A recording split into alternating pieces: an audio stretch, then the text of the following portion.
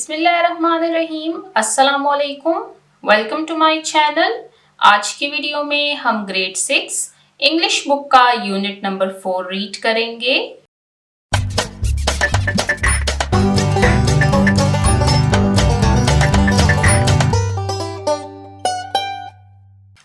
Unit number 4 sports and games यानी खेल और खेलों की सरगर्मियां।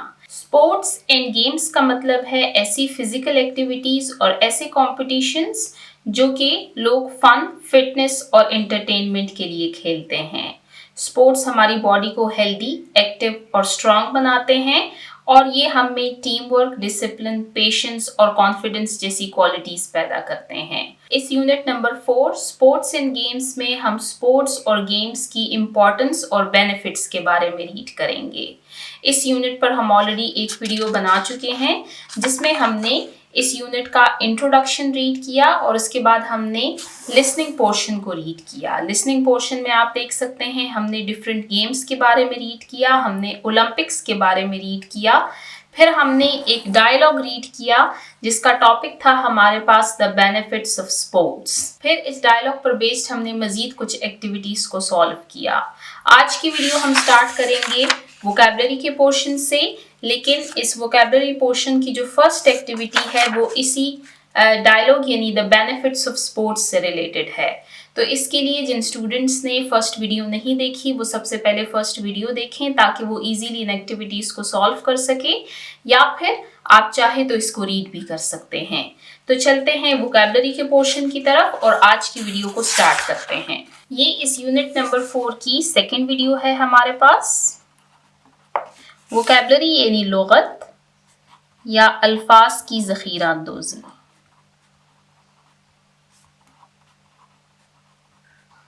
अब इसके लिखने का मकसद ये है कि मैं आपको ऑलरेडी बता चुकी हूँ कि ये यूनिट्स काफ़ी लेंथी हैं, तो हर यूनिट पर मल्टीपल वीडियोस बनती हैं। ये इस यूनिट नंबर 4 की सेकंड वीडियो है। आपको अगर कोई वीडियो ढूंढने में मुश्किल हो रही हो तो आप मुझसे कमेंट सेक्शन में पूछ सकते हैं या इस बुक की प्लेलिस्ट को ऑन कीजिए, वहाँ पर आपको सीक्वेंस वाइज सारी वीडियोस मिल जाएंगी। तो ये पोर्शन है हमारे पास वोकैबुलरी का। वोकैबुलरी यानी लुगत या अल्फाज की ज़ख़ीरा अंदोज़ी। अब यहाँ पर आपको एक एक्टिविटी दी गई है जो कि उसी ऑडियो से रिलेटेड है जो कि हम लास्ट वीडियो में रीड कर चुके हैं। Listen to the audio again के ऑडियो को दोबारा से पढ़िए about the benefits of sports, खेलों के फायदे के बारे में, the benefits of sports, and tick the correct statements और सही बयानात पर टिक का निशान लगाएं। अब एक्टिविटी है हमारे पास दैट विच बेनिफिट्स के कौन से फायदे ऑफ डूइंग स्पोर्ट्स खेल के are mentioned in the audio के ऑडियो में खेल के कौन से फायदों का जिक्र किया गया है। वापस चलते हैं पेज नंबर 74 की तरफ। यहाँ पर हमने जो डायलॉग रीड किया था उसमें हमने बेनिफिट्स ऑफ स्पोर्ट्स के बारे में रीड किया था। ये क्लासरूम डिस्कशन है जिसमें टीचर स्टूडेंट्स से बेनिफिट्स ऑफ स्पोर्ट्स के बारे में पूछ रहे हैं। अब यहाँ पर हमारे पास 9 पॉइंट्स मौजूद हैं, तो हमने उन स्टेटमेंट्स को टिक मार्क करना है जो कि उस डायलॉग में मेंशन है। तो आइए वन बाय वन इनको रीड करते हैं, साथ में हम मार्क करते जाएंगे कि कौन से बेनिफिट्स जो हैं वो उस डायलॉग में मौजूद हैं। तो फर्स्ट है हमारे पास रिड्यूस्ड रिस्क ऑफ डायबिटीज़, कि ये डायबिटीज़ के ख़तरे को कम करता है। अब ये जो पॉइंट है ये यहाँ पर हम रीड कर चुके हैं, reduces the chance of getting diabetes, तो इसको हम टिक मार्क करेंगे। नेक्स्ट है हमारे पास स्ट्रॉन्गर हार्ट एंड लंग्स, के दिल और फेफड़ों की मजबूती। अब ये जो पॉइंट है ये हमारे पास यहाँ पर मेंशन नहीं है, तो इसको हम क्रॉस मार्क करेंगे। नेक्स्ट इम्प्रूव्ड कंसंट्रेशन यानी तवज्जो में बेहतरी।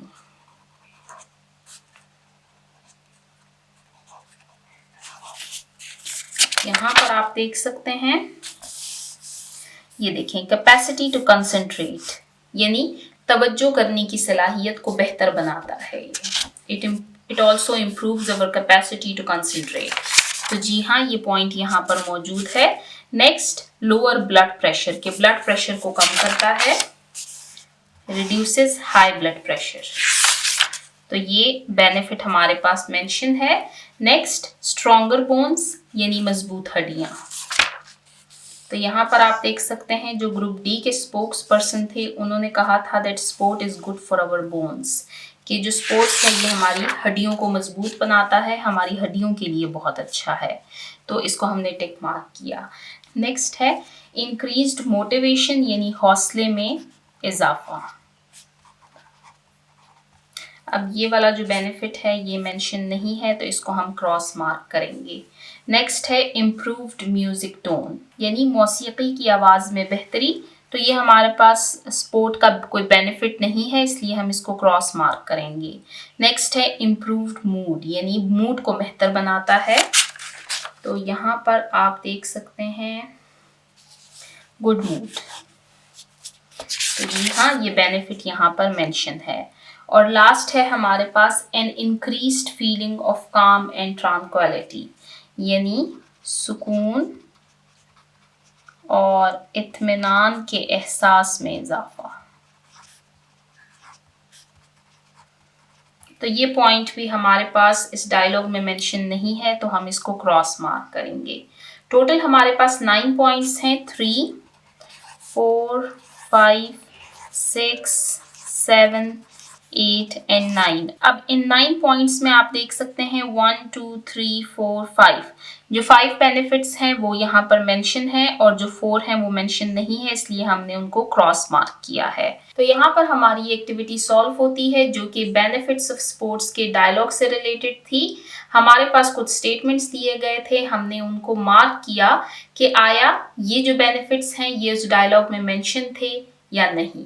तो यहाँ पर हमारा ये क्वेश्चन एंड होता है। अब चलते हैं नेक्स्ट एक्टिविटी की तरफ। वोकैबुलरी के पोर्शन में क्वेश्चन नंबर 2 है हमारे पास, रीड द वर्ड्स के दिए हुए अल्फाज को पढ़िए गिवन इन द बॉक्स, जो कि यहाँ पर आपको नीचे बॉक्स में दिए गए हैं, and fill in the blanks with the correct words, और खाली जगह को सही अल्फाज के साथ पुर कीजिए। तो यहाँ पर आप देख सकते हैं आपको 1, 2, 3, 4, 5, 6, 7, 8 वर्ड्स दिए गए हैं।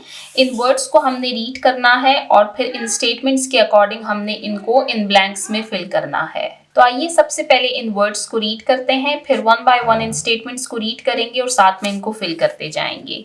फर्स्ट है हमारे पास मेडल। मेडल कहते हैं तमगे को। नेक्स्ट है स्टेडियम, जिसको स्टेडियम ही कहा जाता है। नेक्स्ट विनर यानी जीतने वाला। स्पेक्टेटर यानी तमाशाई। गोल्ड यानी सोना। टिकट यानी टिकट। एथलीट यानी खिलाड़ी। और लास्ट है हमारे पास फ्लैग यानी झंडा। तो यहाँ पर हमने दिए हुए वर्ड्स को रीड किया। अब आइए 1 बाय 1 स्टेटमेंट्स को रीड करते हैं, साथ में इनको फिल करते जाएंगे।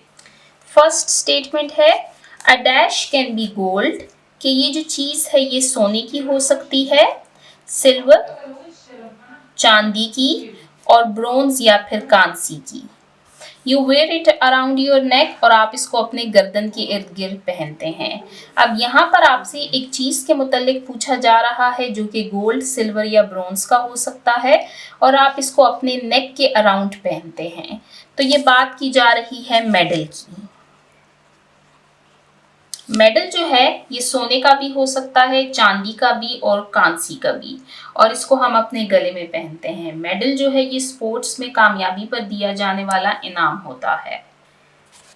Next, a dash is a big, एक बड़ा, ओपन प्लेस खुली जगह, फॉर स्पोर्टिंग इवेंट खेल के मुकाबले के लिए। कि डैश एक बड़ी खुली जगह होती है जहां खेलों के मुकाबले होते हैं। It has seats for spectators, और यहाँ पर तमाशाइयों के लिए सीट्स यानी बैठने की जगह भी मौजूद होती है।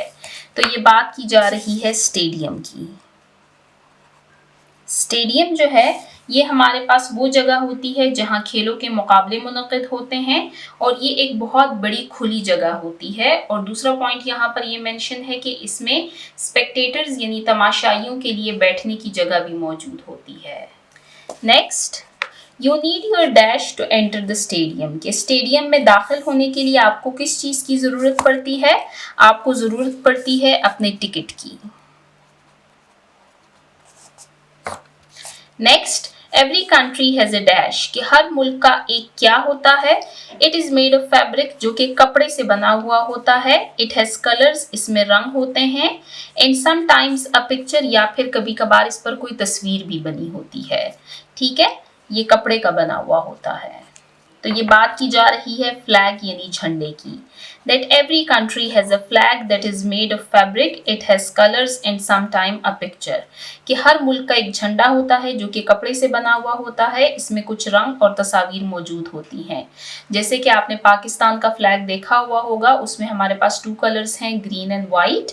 जो ग्रीन कलर है वो मुस्लिम्स को रिप्रेजेंट करता है, जो व्हाइट कलर है वो माइनॉरिटीज को रिप्रेजेंट करता है. उसके अलावा उस पर एक क्रेसेंट और स्टार मौजूद है जो कि प्रोग्रेस और लाइट को शो करता है. Next, and dash is a person who is very good at sports कि वो शख्स जो कि खेलों में स्पोर्ट्स में बहुत अच्छा होता है, उसको क्या कहा जाता है? उसको कहा जाता है एथलीट यानी खिलाड़ी. Next, a person who is watching a sporting event is called a dash कि वो शख्स जो कि खेलों का मुकाबला देख रहा होता है उसे क्या कहते हैं? तो इसके बारे में हम यहाँ पर ऑलरेडी रीड कर भी चुके हैं. That it has seats for spectators कि यहाँ पर तमाशाइयों के लिए बैठने की जगह मौजूद होती है.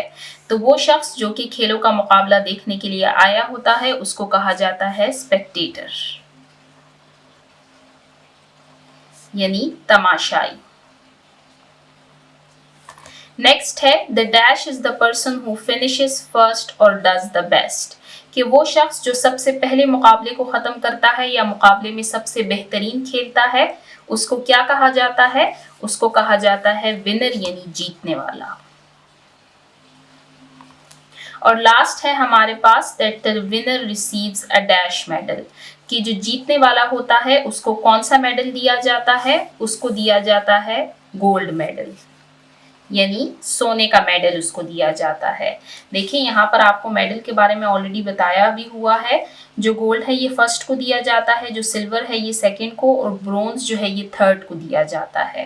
ठीक है, तो यहाँ पर हमने कुछ न्यू वर्ड सीखे और आप देखेंगे कि ये जो वोकैबुलरी है ये स्पोर्ट्स एंड गेम्स से रिलेटेड है. जैसे हमने यूनिट नंबर 3 रीड किया था तो उसमें जो हमारे पास वोकैबुलरी थी वो मेडिकल फील्ड से रिलेटेड थी. तो इसी तरह जब हम किसी चीज़ या किसी इवेंट के बारे में जिक्र करते हैं तो उसकी अपनी कोई स्पेसिफिक वोकैबुलरी होती है. ठीक है, तो आपने इन न्यू वर्ड्स को याद करना है विद देयर स्पेलिंग्स और कोशिश किया करें कि इन वोकैबुलरी को अपनी रोज़मर्रा गुफ्तगू में इस्तेमाल किया करें. तो यहाँ पर हमारी वोकैबुलरी के पोर्शन में सेकेंड एक्टिविटी एंड होती है जिसमें हमने कुछ न्यू वोकैबुलरी सीखी. अब चलते हैं लेट्स टॉक के पोर्शन की तरफ. लेट्स टॉक, आइए बात करें. लेट्स टॉक के पोर्शन में आपको जो एक्टिविटीज दी जाती हैं इनको नोटबुक पे लिखने की कोई ज़रूरत नहीं होती तब तक जब तक कि स्पेसिफिकली मेंशन ना हो. यहाँ पर हमारे पास 2 एक्टिविटीज दी गई हैं तो आइए इनको रीड करते हैं. फर्स्ट पॉइंट है हमारे पास that all work and no play makes Jack a dull boy कि सिर्फ काम करना और ना खेलना जैक को एक काहिल लड़का बना देता है. Is a very famous English proverb कि ये इंग्लिश जुबान की यानी अंग्रेजी जुबान की एक मशहूर कहावत है. अब ये जो है हमारे पास that all work and no play makes Jack a dull boy, ये हमारे पास एक प्रोवर्ब है जिसको उर्दू में कहावत कहा जाता है. मैं आपको प्रोवर्ब यानी कहावत के मुतालिक भी बताऊंगी. पहले इसको रीड कर लेते हैं. वर्क इन ग्रुप्स के ग्रुप्स में काम कीजिए. एंड डेवलप और तैयार कीजिए अ टॉक एक गुफ्तगू अराउंड दिस सेंटेंस इस कहावत से मुतालिक. Share your thoughts with the whole class और अपने ख्यालात पूरी क्लास के साथ शेयर कीजिए. अब यहाँ पर आपको एक प्रोवर्ब यानी एक कहावत दी गई है और आपसे कहा गया है कि इस पर आपने डिस्कशन करनी है क्लासरूम में. सबसे पहले हम ये समझते हैं कि प्रोवर्ब यानी कहावत किसे कहते हैं.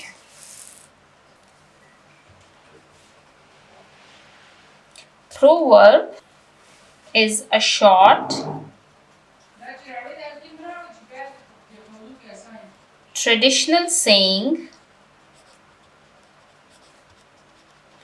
that expresses a universal truth practical life lesson or piece of common wisdom।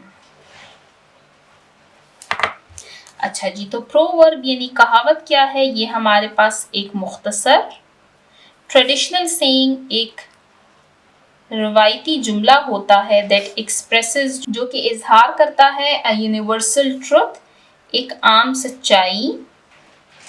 Practical life lesson, अमली जिंदगी के सबक।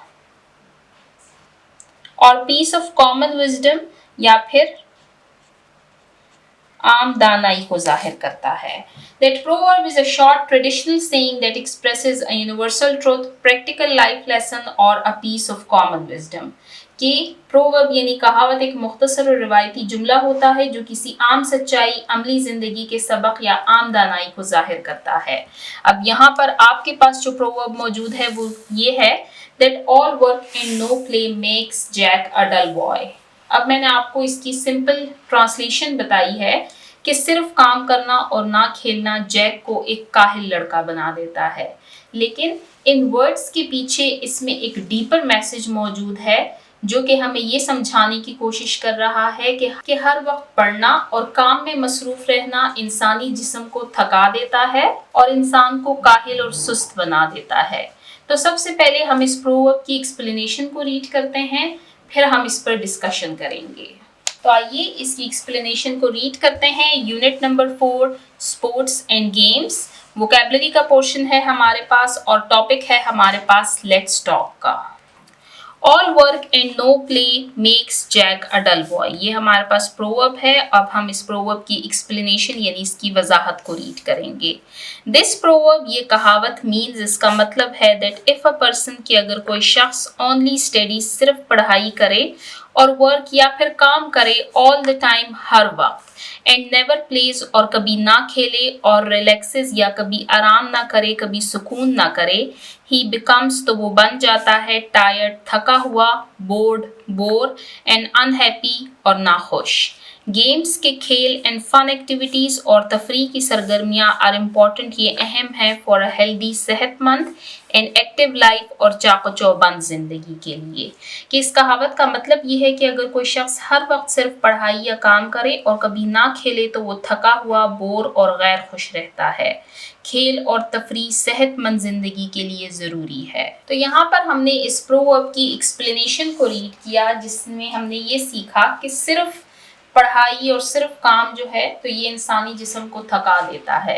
अब यहाँ पर आपको एक्टिविटी ये दी गई है कि आपने क्लासरूम में इस पर डिस्कशन करनी है और अपने ख्यालात को अपनी क्लास के साथ शेयर करना है। आप अपने थॉट्स को मेरे साथ कमेंट सेक्शन में भी शेयर कर सकते हैं, मुझे पढ़कर बहुत खुशी होगी।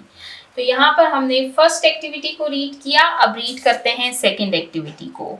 Divide the class in 2 groups, के क्लास को 2 ग्रुप्स में डिवाइड कीजिए। Provide them with an argumentative topic, और उनको बहस के लिए एक मौजू दें। टॉपिक भी आपको यहाँ पर दिया गया है, that should sports be compulsory at schools, कि क्या स्कूल में खेल लाजमी होना चाहिए। One group will present 2 reasons why it is a good idea to make sports compulsory for everyone at school, कि जो एक ग्रुप है वो इस बात के हक में 2 वजूहात पेश करेगा कि खेल सब के लिए लाजमी क्यों होने चाहिए। And the second group can give 2 reasons for why it is not a good idea to make it compulsory, जबकि दूसरा ग्रुप इसके खिलाफ 2 वजूहात देगा कि खेल लाजमी नहीं होने चाहिए। Each group should have 3 to 5 minutes to present their ideas, और हर ग्रुप को अपने ख्यालात पेश करने के लिए 3 से 5 मिनट का वक्त दिया जाएगा। अब यहाँ पर एक तरह से आपको स्पीच कंपटीशन का टॉपिक दिया गया है और आपसे कहा गया है कि क्लासरूम को आपने 2 ग्रुप्स में डिवाइड करना है। जो एक ग्रुप है यानी ग्रुप ए जो है वो आर्ग्यूमेंट्स देंगे कि स्पोर्ट्स को कंपलसरी क्यों होना चाहिए, जबकि जो सेकंड ग्रुप है वो ये आर्ग्यूमेंट्स देंगे कि स्पोर्ट्स को कंपलसरी नहीं होना चाहिए। क्यों नहीं होना चाहिए वो इससे रिलेटेड अपनी रीजंस देंगे। तो ये आपकी क्लासरूम एक्टिविटी है। यहाँ पर मैंने आपके लिए कुछ आर्ग्यूमेंट्स लिखे हैं, तो आइए इनको रीड करते हैं। Unit number 4 sports and games, vocabulary का पोर्शन है हमारे पास और टॉपिक है हमारे पास लेट्स टॉक का। अब हमारे पास आर्ग्यूमेंट्स अबाउट टॉपिक क्या है, should sports be compulsory at schools, कि क्या स्पोर्ट्स को स्कूल में लाजमी करार देना चाहिए या नहीं। अब यहाँ पर आप देख सकते हैं 2 ग्रुप्स मैंने बनाए हैं। जो फर्स्ट ग्रुप है वो स्पोर्ट्स के फेवर में अपने आर्ग्यूमेंट्स दे रहा है, जबकि जो ग्रुप 2 है वो स्पोर्ट्स के अगेंस्ट आर्ग्यूमेंट्स दे रहा है। तो आइए इन दोनों को रीड करते हैं। ये मैंने आपके लिए शॉर्ट सी स्पीच लिख दी है, ठीक है। आप चाहें तो यहाँ से आर्ग्यूमेंट्स जो हैं वो कॉपी कर सकते हैं। ग्रुप 1, गुड मॉर्निंग एवरीवन, की सबको अस्सलाम वालेकुम। वी थिंक, अब वी मैंने इसलिए मेंशन किया है क्योंकि ये ग्रुप की बात की जा रही है। We think sports should be compulsory at school, कि हम समझते हैं कि स्कूल में खेल लाजमी होने चाहिए। Sports keep students healthy and fit, कि खेल जो है ये तलबा को सेहतमंद और फिट रखते हैं। इट इम्प्रूव्स, ये बेहतर बनाते हैं कंसंट्रेशन, तवज्जो को, and help student perform better in studies, कि ये तवज्जो बेहतर करते हैं और पढ़ाई में मदद देते हैं। Team games teach discipline and team work, और जो टीम गेम्स होती हैं ये डिसिप्लिन यानी नज़्म ज़ब्त और टीम वर्क यानी ताउन सिखाती है। स्पोर्ट्स ऑल्सो रिड्यूसेस स्ट्रेस, कि जो स्पोर्ट्स है ये कम करता है स्ट्रेस को, एंड मेक स्टूडेंट्स हैप्पी, और तलबा को खुश करता है। Therefore sports should be compulsory for all students, इसीलिए स्पोर्ट्स जो है, खेल जो हैं, ये तमाम स्टूडेंट्स के लिए कंपल्सरी होना चाहिए, यानी लाजमी होना चाहिए। थैंक यू, शुक्रिया। तो ये हमने ग्रुप ए के आर्ग्यूमेंट्स को रीड किया जो कि स्पोर्ट्स के फेवर में अपने आर्ग्यूमेंट्स दे रहे हैं। अब रीड करते हैं ग्रुप 2 के आर्ग्यूमेंट्स जो कि स्पोर्ट्स के अगेंस्ट यानी इसके खिलाफ अपने आर्ग्यूमेंट्स दे रहे हैं। ग्रुप 2, गुड मॉर्निंग एवरीवन, के सबको अस्सलाम वालेकुम। We think sports should not be compulsory at school, के हम समझते हैं कि स्कूल में खेल लाजमी नहीं होने चाहिए। Some students are not interested in sports, के कुछ स्टूडेंट्स को स्पोर्ट्स में दिलचस्पी नहीं होती। Some may get injured while playing, जबकि कुछ स्टूडेंट्स को चोट लग सकती है खेल के दौरान। Other students may like art, reading और different activities more than sports, जबकि कुछ स्टूडेंट्स ऐसे भी हो सकते हैं जिनको आर्ट, रीडिंग और डिफरेंट एक्टिविटीज में ज़्यादा इंटरेस्ट हो rather than sports. Too much time in sports can also reduce study time. अब ये हमारे पास एक इम्पॉर्टेंट पॉइंट है कि अगर हम खेल को बहुत ज़्यादा टाइम देंगे तो ये हमारे पढ़ाई के टाइम को कम कर देता है। Therefore, sports should be optional, not compulsory. इसीलिए जो खेल है ये ऑप्शनल यानी इख्तियारी होने चाहिए, ना कि लाजमी। थैंक यू, शुक्रिया। तो यहाँ पर हमने दोनों ग्रुप्स के आर्ग्यूमेंट्स को रीड किया, स्पोर्ट्स के फेवर में भी और स्पोर्ट्स के अगेंस्ट भी। देखिए यहाँ पर मैं एक पॉइंट मेंशन करना चाहूँगी कि बुक में जो बात लिखी हुई होती है ज़रूरी नहीं है कि आप उसी को माना करें। हर इंसान की अपनी राय हो सकती है, उनकी अपनी ओपिनियन हो सकती है। जैसे यहाँ पर आपको ऑप्शन दिया गया है, देखिए स्पोर्ट्स के बेनिफिट्स से हम डिनाई नहीं कर सकते, हम इस बात से मना नहीं कर सकते कि जो स्पोर्ट्स हैं, खेल जो हैं, ये इंसान को बहुत फ़ायदा देते हैं। लेकिन यहाँ पर आप देख सकते हैं कि हमने इसके अगेंस्ट भी कुछ आर्ग्यूमेंट्स रीड किए हैं। यानी ऐसे स्टूडेंट्स भी हो सकते हैं जिनको स्पोर्ट्स में कोई दिलचस्पी ना हो, उनको कोई इंटरेस्ट ही ना हो उसमें। दूसरा इम्पॉर्टेंट पॉइंट जो यहाँ पर हमने रीड किया है वो ये है कि स्पोर्ट्स जो है ये स्टडी टाइम को कम कर देता है। जैसे अगर अभी हम गवर्नमेंट पॉलिसी की बात करें तो पूरा साल जो है तो बच्चे पढ़ते रहते हैं, लेकिन फिर पूरे साल में एक वीक आता है जिसको हम स्पोर्ट्स वीक कहते हैं, और उस पूरे हफ्ते में बच्चे बिल्कुल पढ़ाई छोड़ देते हैं और सिर्फ खेल पर तवज्जो देते हैं, जो कि बच्चों के स्टडी टाइम को बहुत इफ़ेक्ट करते हैं। यानी वो वीक जब गुजरता है और उसके बाद जब वापस बच्चे क्लासरूम में आते हैं तो वो सब कुछ भूल चुके होते हैं। या तो गवर्नमेंट को ऐसी पॉलिसी बनानी चाहिए जिस तरह इंग्लिश का पीरियड होता है, इस्लामियात का, उर्दू का, मैथ्स का, इसी तरह एक स्पोर्ट्स का पीरियड भी रखना चाहिए उनको, ताकि रोज़ बच्चे थोड़ा थोड़ा खेलें तो फिर उनका स्टडी टाइम इफेक्ट नहीं होगा। ठीक है, हम स्पोर्ट्स के बेनिफिट्स से बिल्कुल भी डिनाई नहीं करते। हमें खेल के वक्त खेलना चाहिए और पढ़ने के वक्त फिर हमें खेलना नहीं चाहिए बल्कि सिर्फ पढ़ना चाहिए। तो जिन स्टूडेंट्स को स्पोर्ट्स में इंटरेस्ट है वो अपनी पढ़ाई पर भी तवज्जो दिया करें और स्पोर्ट्स को भी टाइम दिया करें। तो यहाँ पर हमने इस एक्टिविटी को रीड किया।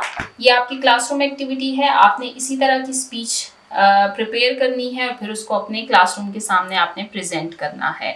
तो यहाँ पर हमारा लेट्स टॉक का पोर्शन एंड होता है। इसके साथ ही आप देख सकते हैं हमारा वोकैबुलरी का पोर्शन एंड होता है। इंशाल्लाह नेक्स्ट वीडियो में हम यूज ऑफ लैंग्वेज यानी ग्रामर के पोर्शन को रीड करेंगे। तो आज की वीडियो को हम यहीं पर एंड करते हैं। तो जिन बच्चों ने अभी तक मेरे चैनल को सब्सक्राइब नहीं किया, काइंडली मेरे चैनल को सब्सक्राइब कीजिए ताकि हर आने वाली वीडियो आपको टाइमली मिल सके। Thank you.